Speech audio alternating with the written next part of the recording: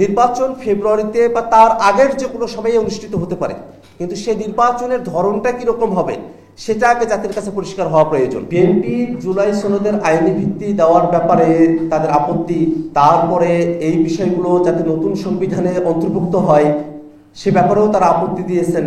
সামনের যে নির্বাচন সেই নির্বাচন জুলাই সনদের ভিত্তিতে হতে হবে। সরকার ফেব্রুয়ারির মধ্যে নির্বাচনের কথা বলেছেন। বাংলাদেশে নির্বাচন সব থেকে অবশ্যম্ভাবী ঘটনা। নির্বাচনের মধ্য দিয়ে এখানে ক্ষমতার হস্তান্তর করতে হবে এবং সেই নির্বাচন যেন ফ্যাসিবাদ বিরোধী সকল রাজনৈতিক পক্ষের অংশগ্রহণে হয়, একটা স্বচ্ছ সুন্দর সুষ্ঠু নির্বাচন যেন আয়োজিত হয়, সে ব্যাপারে আমরা সরকারের কাছে বারবার দাবি জানিয়েছি। নির্বাচন ফেব্রুয়ারিতে বা তার আগের যে কোনো সময়ে অনুষ্ঠিত হতে পারে, কিন্তু সেই নির্বাচনের ধরনটা কীরকম হবে সেটা আগে জাতির কাছে পরিষ্কার হওয়া প্রয়োজন। আমরা কি বিদ্যমান যে সংবিধান সেই সংবিধানকে রেখেই বহাল তবিয়তে রেখেই যে সামনের নির্বাচনে যদি আমরা অংশগ্রহণ করি তাহলে বাংলাদেশে ওই সংবিধানের মধ্য দিয়েই আবার ফ্যাসিবাদ ফিরে আসার একটা সম্ভাবনার জায়গা রয়ে যাবে। এই কারণেই আমরা বলেছি যে সামনের যে নির্বাচন সেই নির্বাচন জুলাই সনদের ভিত্তিতে হতে হবে। এই কারণে নতুন করে এলএফও করতে হবে, লিগ্যাল ফ্রেমওয়ার্ক অর্ডার করে যদি আমরা সংবিধানের বিষয়টাতে নতুন সংবিধানের ব্যাপারে ঐক্যমত্যের ভিত্তিতে সামনে নির্বাচন আয়োজন হয় তাহলে জাতীয় নাগরিক পার্টি যে কোনো সময় সেই নির্বাচনে অংশগ্রহণ করার জন্য প্রস্তুত। আমরা মনে করি যে রাজনৈতিক দলগুলো আছেন তারা শুধুমাত্র সংসদ নির্বাচনের কথা বলছেন, এর মধ্য দিয়ে আসলে সংস্কার যে প্রস্তাবনাগুলো আছে সেগুলোকে পরের সংসদের কাছে ঠেলে দেওয়ার মধ্য দিয়ে সেগুলোকে বাস্তবায়ন করা হবে কি হবে না একটা অনিশ্চয়তার জায়গা তৈরি করছেন, যেটা 24-এর আকাঙ্ক্ষার সঙ্গে সম্পূর্ণভাবে বিপরীতমুখী একটা অবস্থানে রয়েছে। আমরা এই কারণেই নতুন সংবিধানের দাবি করছি। সরকার যে কোনো সময় নির্বাচন আয়োজন করতে পারে, সেটা ডিসেম্বরেও নির্বাচন আয়োজন করতে পারে যদি সেটা গণপরিষদ নির্বাচন হয় এবং সেই নির্বাচনের মধ্য দিয়ে একটা নতুন সংবিধান জাতিকে উপহার দেওয়া সম্ভব হয়।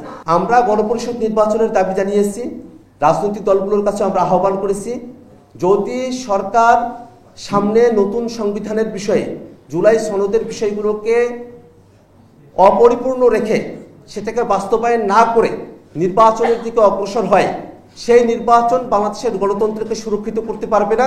সেই নির্বাচনে জাতীয় নাগরিক পার্টি অংশগ্রহণ করবে কিনা সে ব্যাপারে আমাদের এখনো পর্যন্ত আমাদের মধ্যে সংশয়ের জায়গা রয়েছে। আমরা মনে করি যে বাংলাদেশে যে নির্বাচন আয়োজিত হবে সেই নির্বাচনের মধ্য দিয়ে বাংলাদেশের মানুষ নতুন শাসনতান্ত্রিক কাঠামো পাবে। নতুন শাসনতান্ত্রিক কাঠামো যদি বাংলাদেশের মানুষ নির্বাচনের মধ্য দিয়ে না পায় সেই নির্বাচনে অংশগ্রহণ করার আদতে কোনো মানে থাকে না।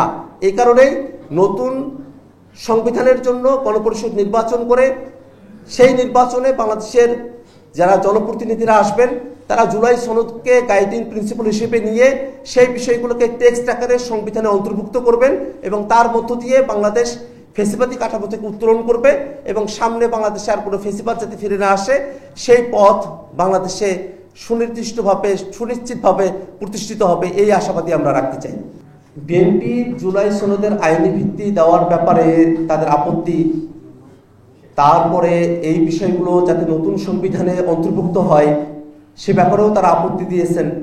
এই বিষয়গুলো আসলে সংস্কার প্রস্তাবনাগুলোকে বিএনপি আসলে কতটা মন থেকে গ্রহণ করে সে জায়গাতে একটা প্রশ্ন তৈরি করেছে। আমরা দেখি যে এতগুলো মানুষ তারা শহীদ হলেন, এতগুলো মানুষ জীবন দিলেন, তার মধ্য দিয়ে যে সংস্কারের অভিপ্রায়গুলো আমরা ব্যক্ত করেছি সেগুলোকে যদি আমরা সঠিকভাবে বাস্তবায়ন করতে না পারি, সেখানে যদি আইনি ভারপ্যাসগুলো আমরা রেখে দেই, সেখানে যদি নোট অফ ডিসেন্টের কথা বলে পরবর্তীতে কেউ ক্ষমতায় এসে সেগুলোকে আর বাস্তবায়ন করা হবে না, সেই পথটা যদি খোলা রাখি, আদতে এই জুলাই সনদি এই অপরিপূর্ণতার কারণে মানুষের কাছে একটা প্রতারণার জায়গা তৈরি করবে। বিএনপিকে সেই প্রতারণার পথে অগ্রসর হচ্ছে কিনা সেই প্রশ্নটা আমরা রাখতে চাই। একই সাথে যারা এই কনসার্নটা দিয়েছেন তাদের কাছে আমরা পাল্টা প্রশ্নটা রাখতে চাই যে যদি জুলাই সনদের বিষয়গুলোকে সংবিধানের উপরে প্রাধান্য দেওয়া নিয়ে কোর্টে যদি প্রশ্ন করা না যায়, যেটা আসলে জুরিসপ্রুডেন্সের একটা ব্যাখ্যার কারণেই এরকমটা তারা বলেছেন, সে জায়গা থেকেই তো তাদের বোঝা উচিত যে আমাদের আসলে নতুন সংবিধান করতে হবে, নতুন সংবিধানকেই কোনো কোর্ট আর চ্যালেঞ্জ করতে পারে না। এই কারণেই নতুন সংবিধান করে সেটাতেই যদি আমরা সংস্কার প্রস্তাবনাগুলোকে আমরা অন্তর্ভুক্ত করি, তাহলেই কেবলমাত্র কোর্ট সেটাকে চ্যালেঞ্জ করতে পারবে না, সেটা টেকসই হবে।